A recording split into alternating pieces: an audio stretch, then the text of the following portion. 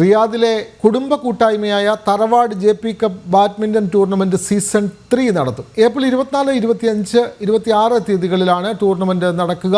500-ലധികം താരങ്ങൾ പങ്കെടുക്കും. April 17-നാണ് online രജിസ്ട്രേഷനുള്ള അവസാന തീയതി.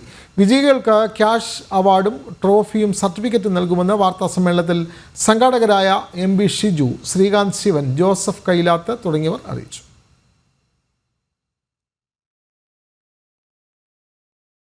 നമസ്കാരം.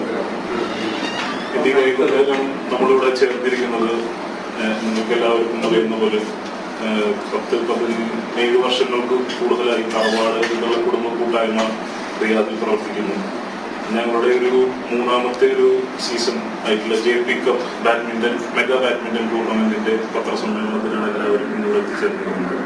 തറവാട് റിയാദ് ഈ പേരിന് പ്രത്യേകിച്ചൊരു മുഖവര ആവശ്യമുണ്ടെന്ന് തോന്നുന്നില്ല.